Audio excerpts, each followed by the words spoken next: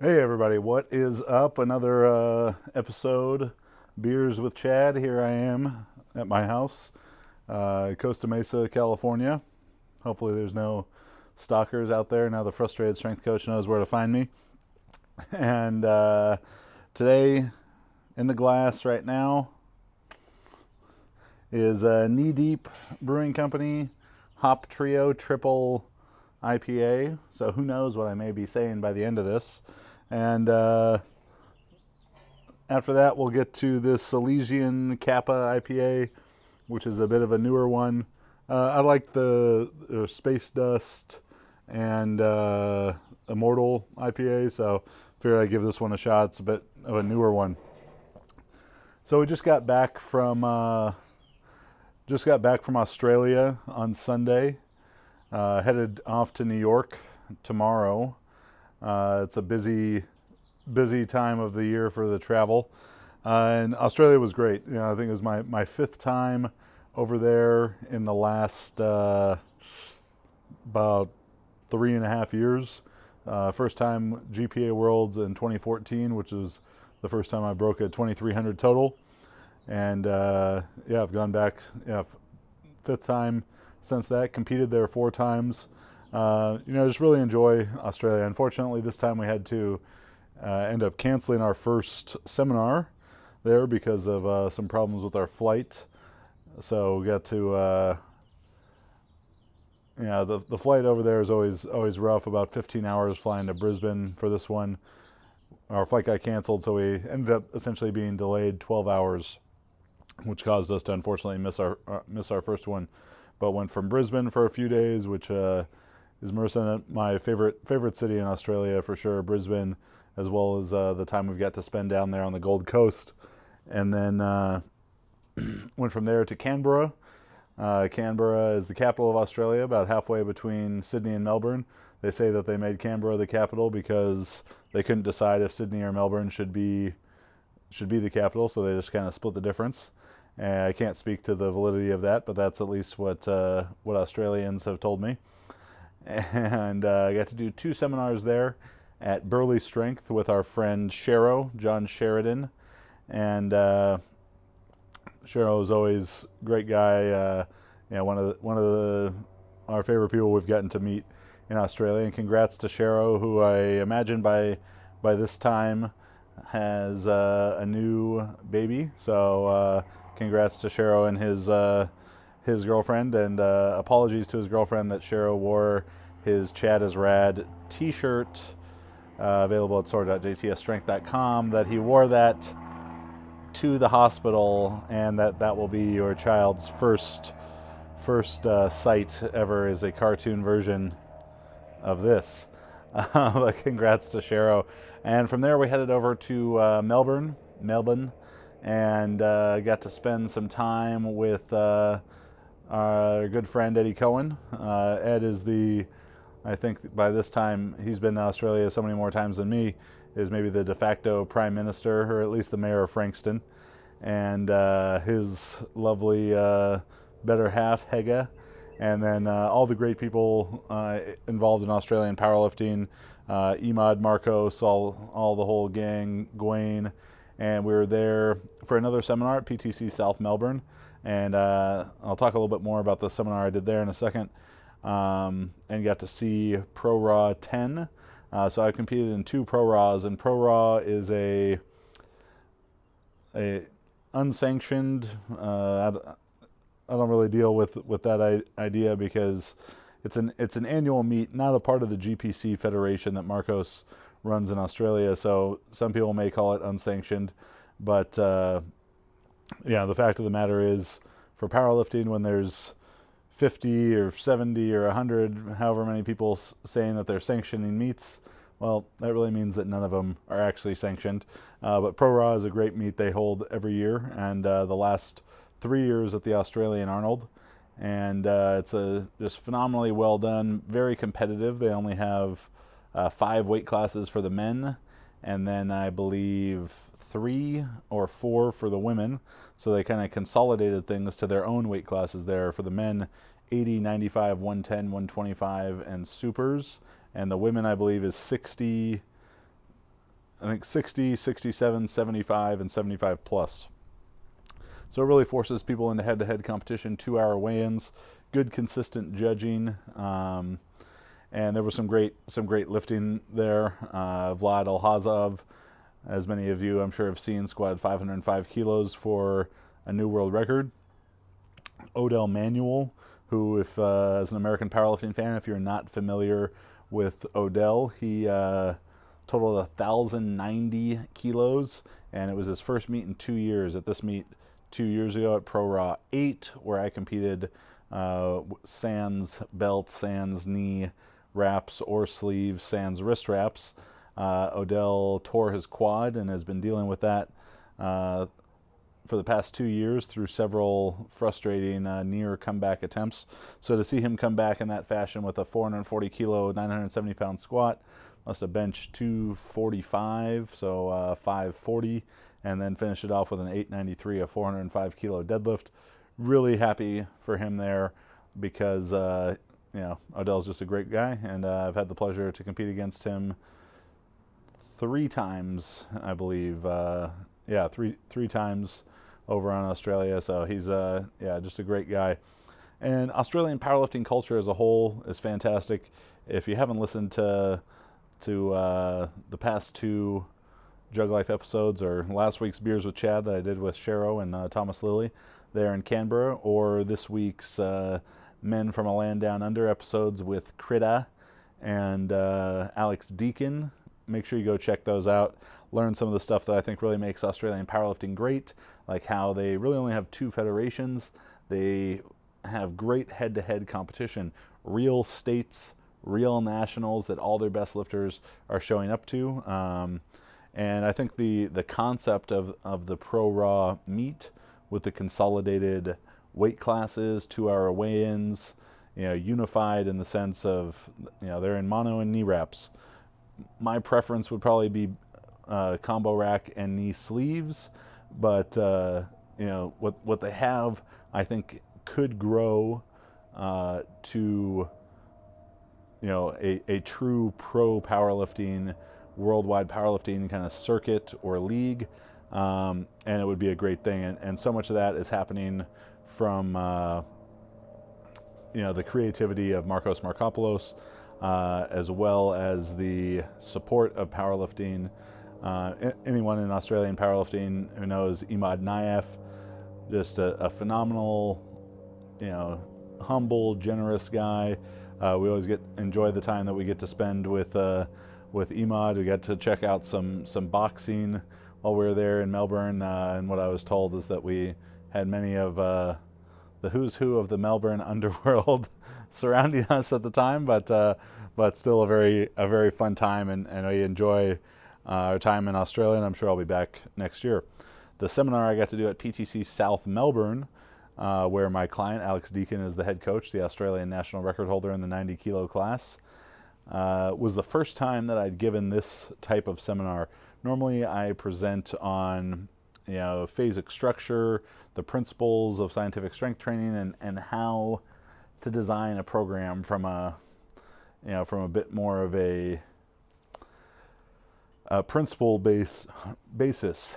And I think as much as as popular as the Scientific Principles of Strength Training book has been, in our YouTube series that accompanies that, people still want a little bit more of the practical application. And that's what I tried to give in this one, and I'll be giving, refining this presentation over the next year, giving it a couple more times, and finally turning it into a book at some point. But what we did is, in this 2-hour presentation, help every single person in the audience construct a personalized program for them, a personalized block of hypertrophy training, considering their gender, height, weight, strength, experience, lifestyle factors that are going to affect recovery, things like sleep, work stress, diet, drug use. All those things are going to factor into finding your MRV, and then also how those kind of individual differences applied to things like frequency, relative intensity, to actually help them construct a program by the end of it. So I was very proud of the work that went into that, and I'm looking forward to refining it further.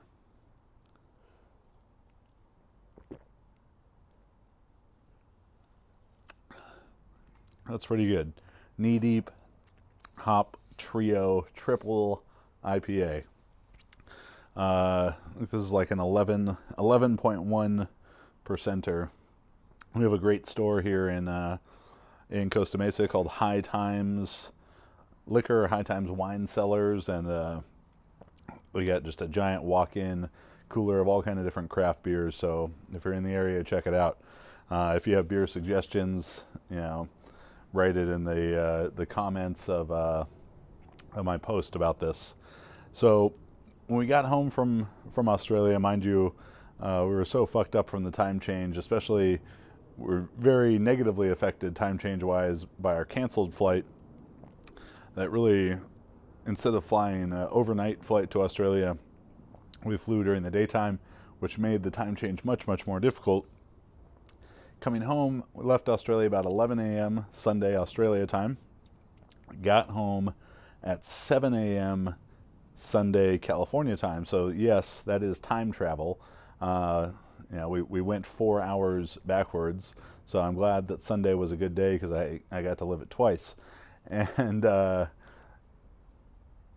struggle of that was normally that flight home from Australia, I try and stay awake the first half, sleep the second half.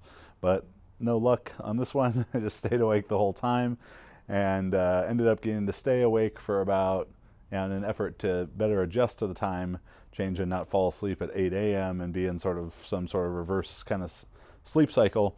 Stayed awake until 8 p.m., which at that point had made me be awake for I think 34 straight hours, and then sleep for 13 straight hours. So as I got home and needed to occupy my time, I of course had built up quite a good store of missed television shows on my DVR. So I figured some of you may wonder, what are my favorite shows? What's on my DVR? And I spent pretty much the full day watching those. So on my DVR right now, so shows that are currently on TV that I'm watching and recording. Well, a show that just finished a couple weeks ago was the miniseries Waco on Spike, which I think is now called the Paramount Network. I thought that was really good. I was pretty young when the Waco stuff happened, so I always knew about it, but didn't have a good understanding of it. Certainly what I had seen previous to that, other documentaries and everything, was a bit more pro-government. This seemed to be much more favorable to painting David Koresh in a good light, but I don't know what the truth was, but a well-acted, interesting, like 6-episode miniseries, so that one was really good. I have The Assassination of Gianni Versace, which is on FX. That one is in the same vein of this sort of the OJ, the People versus OJ Simpson, same people who produced that and everything. The Gianni Versace one maybe is a little bit better acted. The guy who plays the murderer, Andrew Cunanan, seems like he's doing a really good job of being like a pretty creepy, crazy serial killer dude. So that one's a good watch. I loved the OJ one last year. The People versus OJ Simpson. I grew up in Southern California. I was 8 or 9 years old. I think 8 years old when the murders happened and the whole car chase and all that.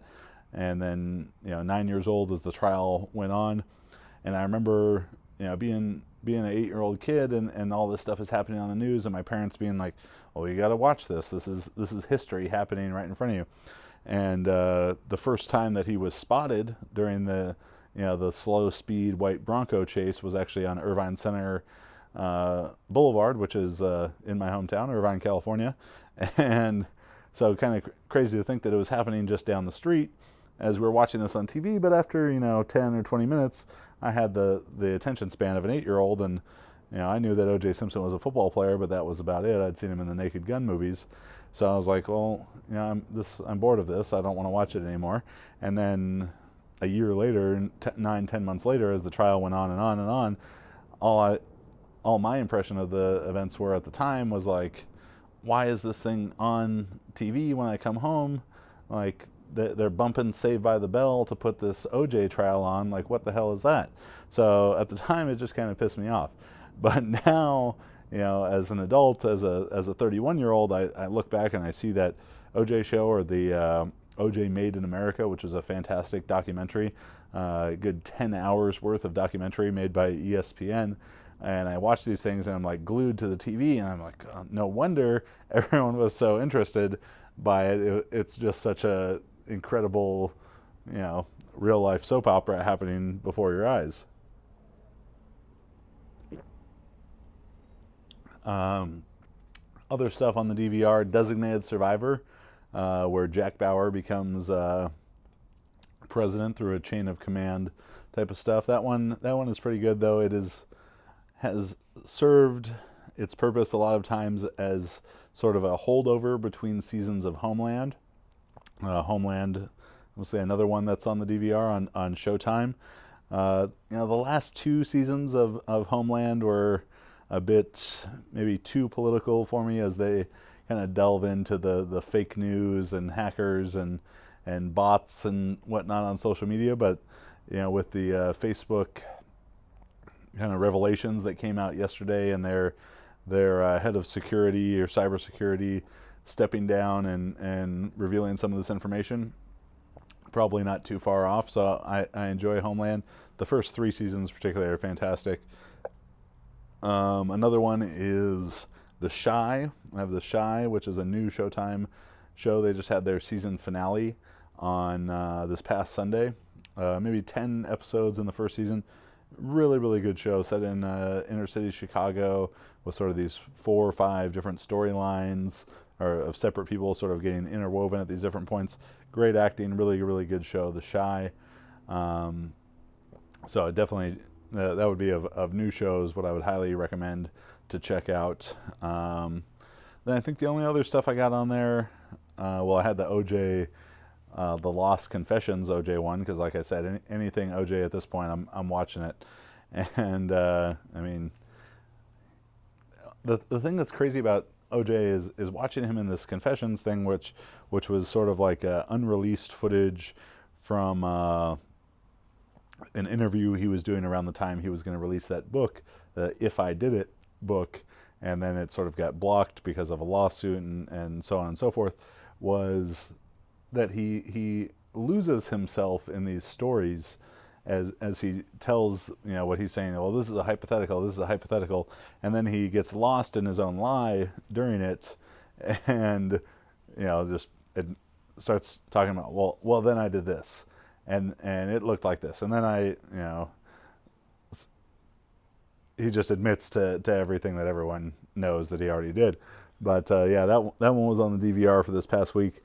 And I think the other ones I have are Modern Family on the DVR, always good for a laugh. I still have Fresh Off the Boat on my DVR, which the first couple seasons were pretty funny. This last one is like kind of shitty.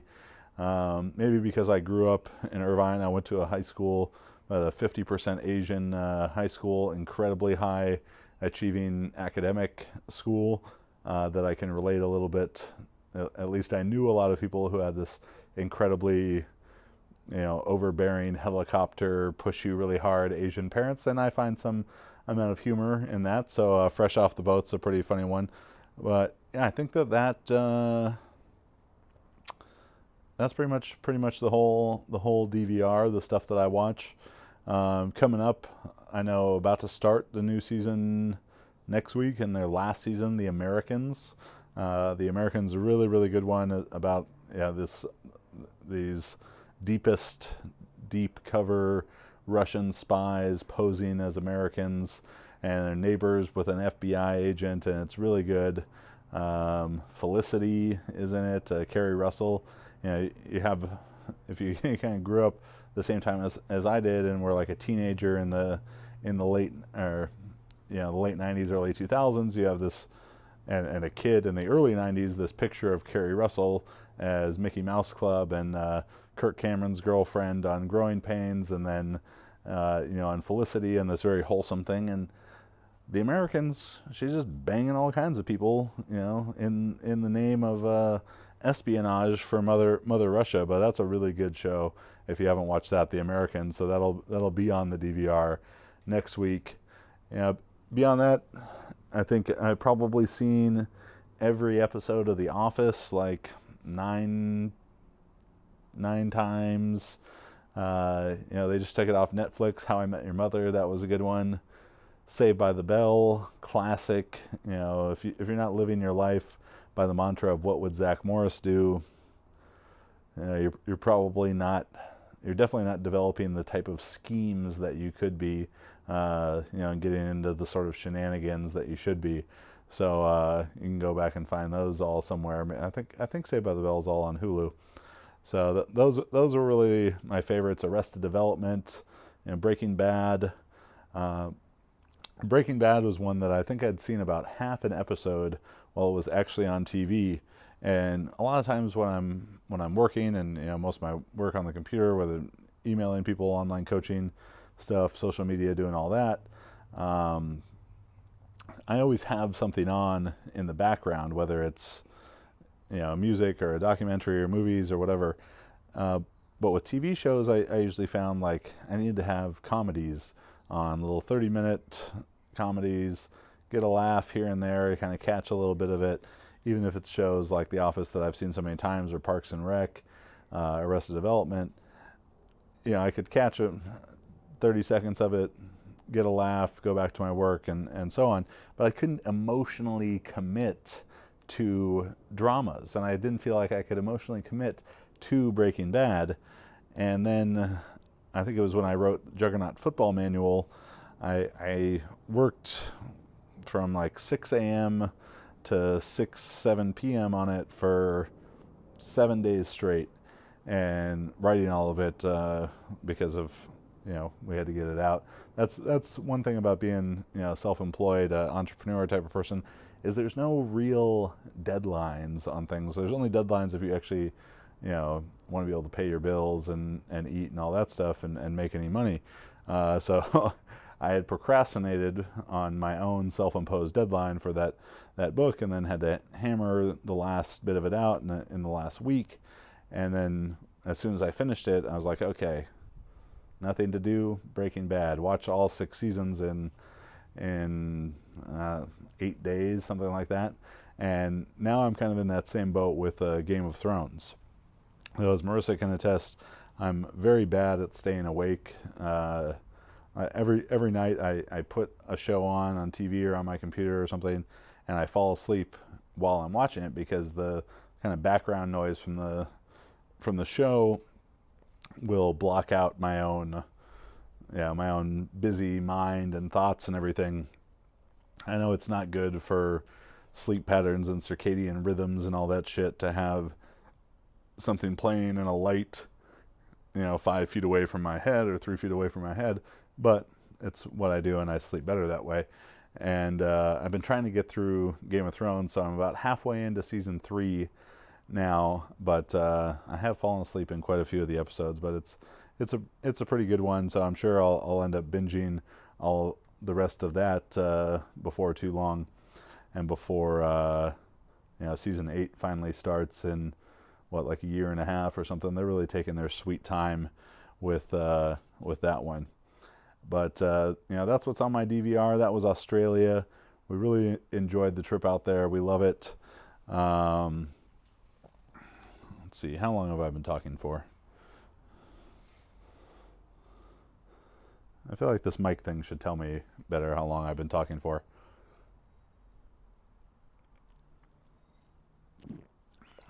So I've been having an internal debate about whether it's worth the hassle to dive into this next topic, but we're 3/4 of a triple IPA in, so what the hell, we might as well go for it.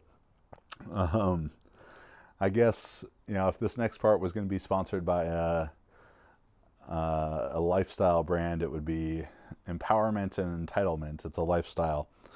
So if you follow a powerlifter, USAPL lifter named Chelsea Savitt,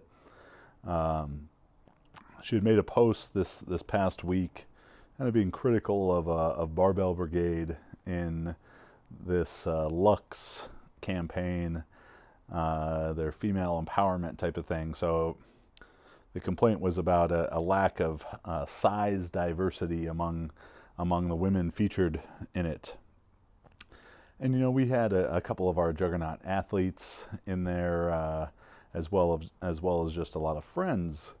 And it's not to say that I don't take issue with what they're doing with the campaign necessarily, but where I would take issue with it is that I think the idea of empowerment, and then let's write this inspirational, motivational message, and then oh, by the way, this apparel line releases next week. That's more where I would take issue of it.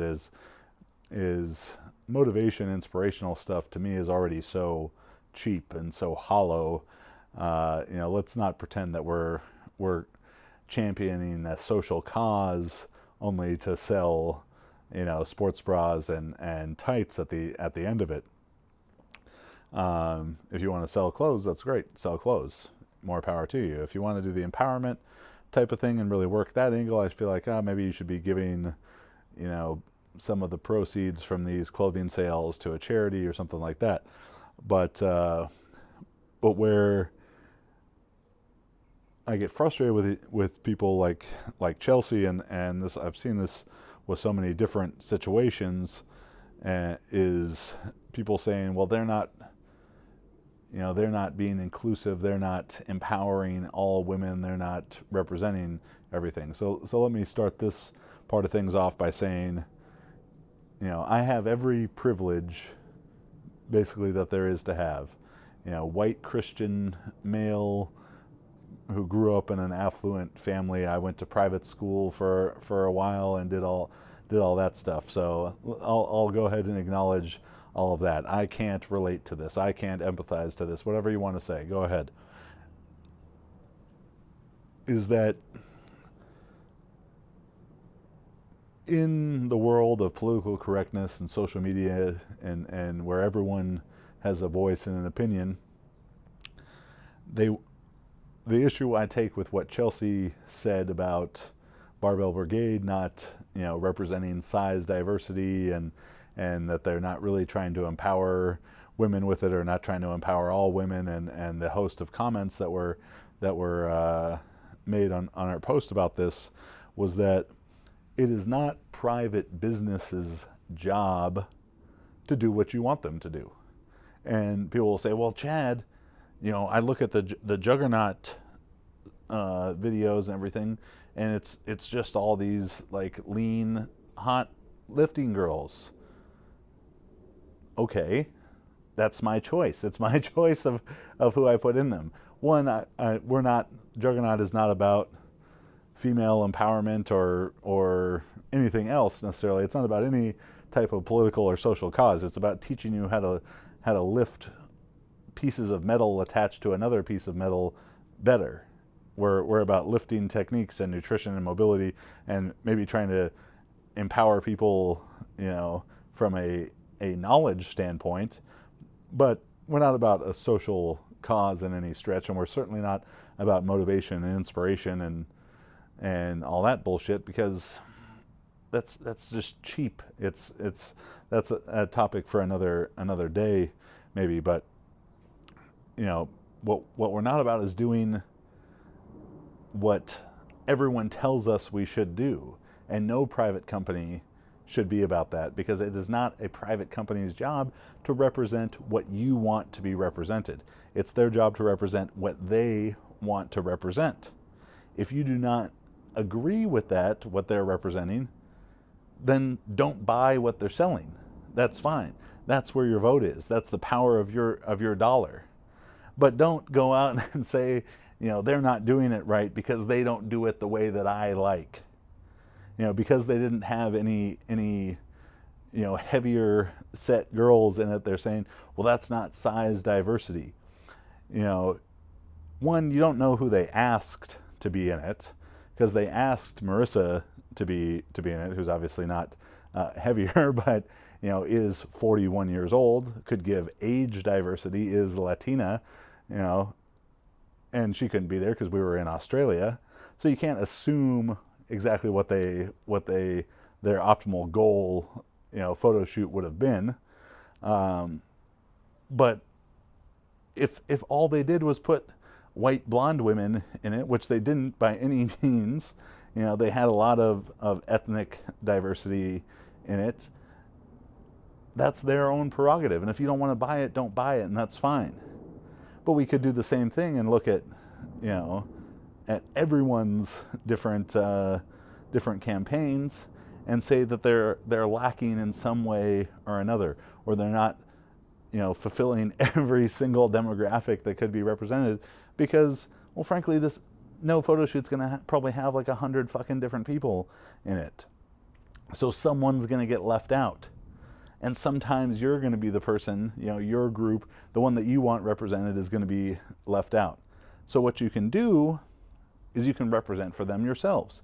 And, the first time I took issue with something I saw Chelsea post to this effect was a Power Magazine thing that showcased a juggernaut athlete, Eva Januskovic, and it was saying how, why isn't the representation just based on merit, and I took issue with that because Eva's a great lifter as well, and particularly at the time, I think this was about 2 years ago, the two of them would have had almost identical Wilks, so it's like, if it's 6 one way, half dozen or the other, I know which one they're going to pick.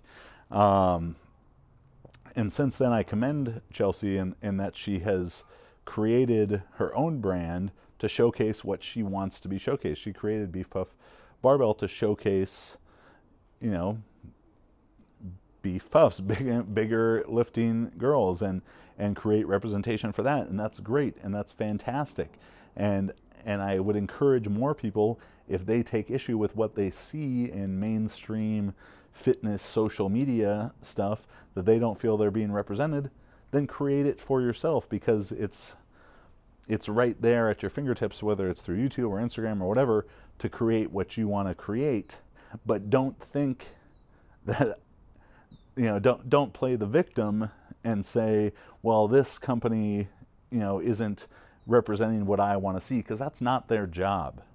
I could look through Beef Puff Barbell stuff and say, well, I haven't seen any pictures of Latina women on there. I haven't seen any pictures or videos of women in their 40s on there. And people can criticize Juggernaut for this kind of stuff all they want. Do we have diversity, ethnic diversity? Definitely. We have, white, black, Latina, Asian.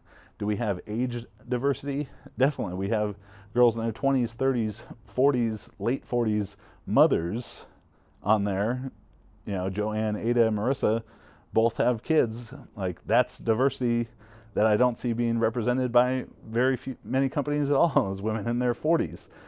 So to get on a company about, well, you don't have the diversity that I like, that I want to see. Well, at the same time, someone could look at your company and say, well, you don't have diversity in these very simple areas. Latina, that's a big area. Older women, 40 plus women who are in the sport, who are frankly fucking dominating the sport of powerlifting in the IPF, just in Marissa's weight class. Her, Liz Craven, Olga, and Susie, 4 of the top 5 women in the world. We can put Jen Thompson on with that. Even Kim Walford, now a masters lifter. Jen Milliken has a couple kids that they aren't being represented there, but it's not the point. That's not the point of me trying to say, well, you guys aren't representing this, so why complain about that? The point is, don't complain about fucking any of it, because it's not the private company's job to put out what you want to put out. It's your job as a consumer to support it or not to support it.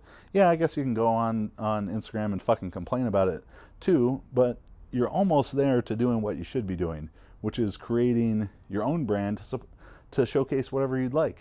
Do you think that people, that I was getting a bunch of supplement company offers and they're like, well, Chad is so lean and everything, that's great, let's put him on a fucking magazine ad? No, of course not. Did I complain about it? No, I just made my own company instead. And yes, I understand that super heavyweight male lifters, that's more socially acceptable or whatever than it is on the female side. But you really have three ways to distinguish yourself, in the fitness world. You can be really good looking and lean, and there's maybe a lot of genetic luck involved in that, but also some work. You can be really fucking strong, that's great. A meritocracy. It's such a weightlifting and powerlifting are such simple sports in that they could be a pure meritocracy, and we could go through the rankings of that. And if we were to have a photo shoot of the top 10, IPF or USAPL women's lifters, to see who would be represented in that, different groups, different, ethnic groups, different size diversity, age diversity, we would get down to 9 and 10, out of 10 before the size diversity was really going to be represented. Or you can be a great presenter of knowledge. So because I knew, obviously, yes, I'm fantastic looking, but the lean part, not so much. I knew that wasn't going to be the route that I went. So I figured, well, I better get pretty fucking strong. 23, 25 total. And I better be a great presenter of information if I'm going to make a mark in this industry where I choose to do so. So that's kind of my real takeaway from that. And I was driving today listening to the Bill Simmons podcast, and he had Michael and Martellus Bennett on there. You can say what you want of their politics and everything like that, but they are very outspoken. They're very, there to speak their mind and are about their causes, and they're all in on that. And that certainly should be commended, whether you agree with it or not, that they're using their platform to advance their causes. And they talked about, I don't remember which one, Michael or Martellus has a company called Imagination Agency, which is his own, production company. And he was talking about, wanting to create media that his daughter and her, friends and peers and everything can look at as they're growing up and see kids that look like them. And I commend them for that, because could they just sit on the sideline and complain, well, why aren't more movies, featuring black characters and stuff like Black Panther? Why isn't that more prevalent? Or he could do what he's done and gone out and created it for himself, and that's fantastic, and I commend them for that. Chelsea, with something like Beef Puff Barbell, has that opportunity to do that for herself, and I encourage her to do that, to advance the cause and feature the people that you want to on the platforms that you have the ability to do that for, and not complain about other companies not doing it the way that you want, because it's not their fucking job. And to become more prominent and more featured, control what you can control in those three areas. I've been featured in Muscle and Fitness and Power Magazine and on different podcasts and all this stuff, and it wasn't because I had a great set of abs, and yes, I know there's male privileges and biases and all this shit, but I was featured there more because I lifted a shitload of weights and created a name for myself as an educator and a presenter of information. So I would encourage you to do the same. This was the 4th episode of Beers with Chad. Special bonus to the Jug Life. Trying to do them every Wednesday night and then release the audio version on Thursday morning. Subscribe to the Jug Life and Beers with Chad. Same thing. Jug Life podcast.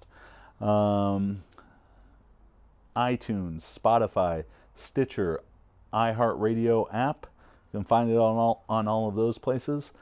Give us a 5-star review. Write something funny or nice. This weekend, Max and I will be in New York at JDI Barbell on Friday night at 7:30 p.m. for a Jug Life Live. First a free snatch clinic and then Jug Life Live event.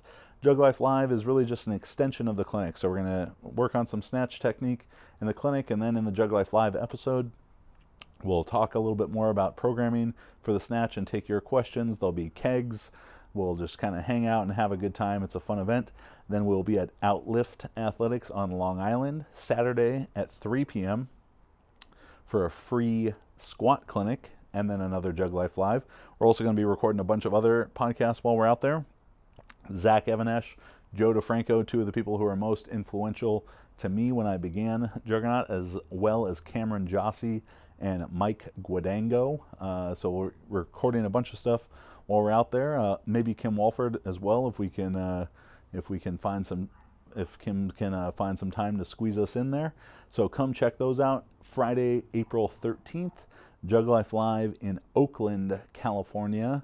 We'll be getting hyphy at Max's Gym in Emeryville, the very creatively named Max's Gym. And yeah, that's about it. If you're interested in online coaching, juggernautcoaching.com. Follow me on Instagram, subscribe to our YouTube, all that good stuff. Cheers. Thanks for watching.